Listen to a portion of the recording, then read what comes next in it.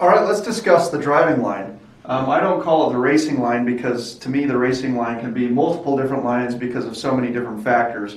And in my opinion, the driving line is supposed to be kind of like the fast line, qualify line, something that's going to help you put your car on pole. So there's definitely many components to the driving line. You know, we need to pay attention to our entrance, we need to pay attention to our apex, we need to pay attention to our exit. But I also like to discuss brake and throttle applications through the driving line. Hopefully this will differentiate a little bit better from any other driving line videos you've seen before, because there are very many of them out there, and it's pretty much all the same. So one of the most important parts is of course where your brake application is going to start, and that's just going to take time practicing the corner to figure out the optimum placement of the car on the track for that to happen. But initially what we want to do is we want to make sure we have a pretty hard, strong brake pedal pressure. That's when we're in a straight line. As we're in that straight line, right when we come to the start of our turn, we want to start bleeding off that brake. We want to ease off on the brake pedal. And we can just continually, gradually ease off that pedal, but we still want to drag the brakes. That's called trail braking. That trail braking helps the car turn and get into your apex a little bit better. There are times where a turn might not be quite as fast or something, and you can get on the brakes and lift off and still get your turn in, and there are other times where you can just lift and get the turn in. But this is going to be typical of a faster corner, coming down a main straight, and then you're coming into a pretty strong corner. So we're going to get on our brakes hard. We're going to ease off and trail off, get the car to turn in, and then the second you know that you're going to achieve your apex, you can get back on throttle.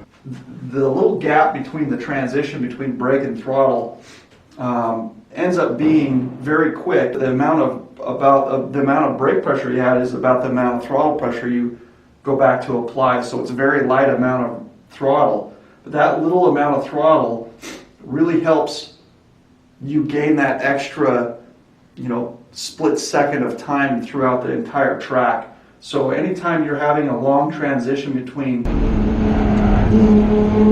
brake and throttle is usually a position where you could have squoze the brake and the throttle application transition point together. As we get back on throttle, we're just going to maintain our throttle. Sometimes you can feather it a little bit, depending on how the car's feeling. And as you get to your track out exit, you can squeeze the throttle application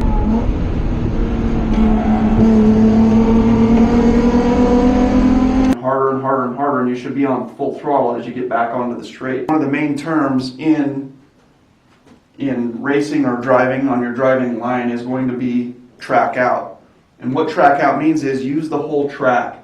If we're coming through here and we're trying to pinch down, that means we're going to have more steering wheel input coming through here if we're trying to keep off the rumbles or keep off the track. If we're trying to keep mid-track, we're going to have more steering input. And that means that we're going to have a higher possibility of a spin, definitely slower speeds, and definitely more tire wear. So our goal in trying to use the track to our advantage of getting the fastest lap possible is going to be to use as much track as possible.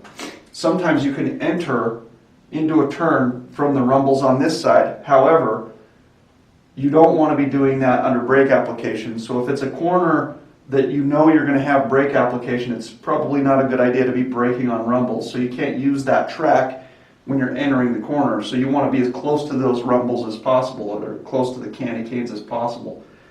Some cars, depending on the setup, if it's too stiff, you might not want to be taking your apex on the candy cane rumbles, but sometimes you can. Rumbles, candy canes, curbs, whatever you want to call them, but you can use that through your apex for more track space.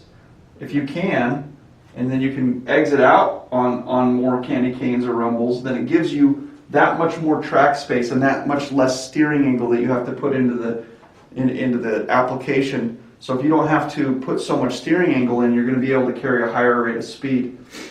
So what I would suggest first is figuring out your braking zone, figuring out your exit, but try to squeeze that transition period between your brake and your throttle down to as little amount of time in that transition as possible. One of the bigger things that tend to cause a spin on a corner is usually corner entry instead of corner exit. So a lot of times you're under a hard braking application and you decide to turn the wheel in, and you've got so little weight on the rear end of the car because you're transitioning that weight to the front axle that when you turn the wheel in, it's going to loosen up the rear end.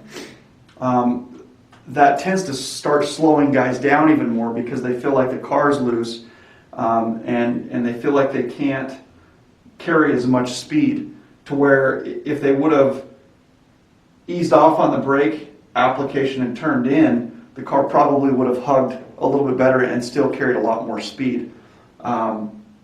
So try not to get into a habit of braking really hard and turning hard, and also try not to get into a habit of braking really hard, letting off the brakes, and turning the wheel in. That's going to create an understeer situation. So now all of a sudden you brake really hard, you let off, you lifted the nose, you turn in, and now there's no weight on the front tires to turn in, and so the car is just going to push.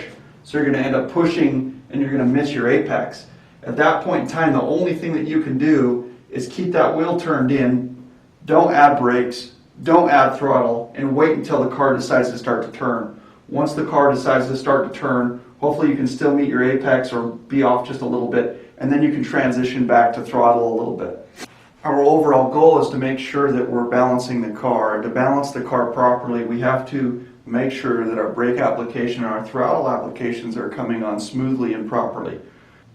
Balance is pretty much something that we are all fighting to achieve, and those of who can figure that out and balance the car the most properly are going to be able to carry the most speed through the corner, enter the corner faster, hit apex quicker, track out faster, which just ultimately ends up, giving you the fastest lap that you can have. Or another notion that I like to think about is every brake application, throttle application, and steering input is a potential accelerator or a potential decelerator. So your brakes are actually helping you accelerate a better time on track.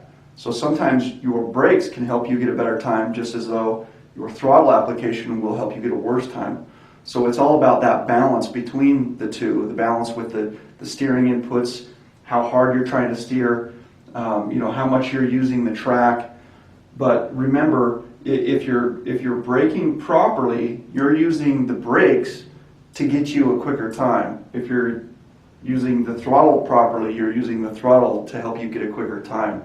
So everything through the whole corner is all about getting that balance as perfectly as possible to help you get the fastest time. So hopefully this helps. The overall driving line through a corner, and entry, apex, exit, there's no magic formula better than someone else's, but hopefully this explanation of your brake and throttle application and steering input application helps you start finding balance of your car, and gives you the opportunity to think about it while you're going through a corner and start practicing the proper type and proper technique of braking application. The better and better you get this down, the further and further you can start working your braking zone and seeing if you can trail brake further and further into the apex. As long as you're reaching your apex, there's times where it's faster to brake all the way into the apex, and there's times where it's faster to brake, get the car turned, and get back on throttle application before the apex. It just kind of depends on the type of corner and how fast the corner is. But this is an overall synopsis of how I like to take a corner, and hopefully it helps you. If this information is helpful to you, go ahead and subscribe to my channel. I'm going to be posting more videos about driving and racing, and hopefully they all help you as well. Have fun driving out on track and be safe.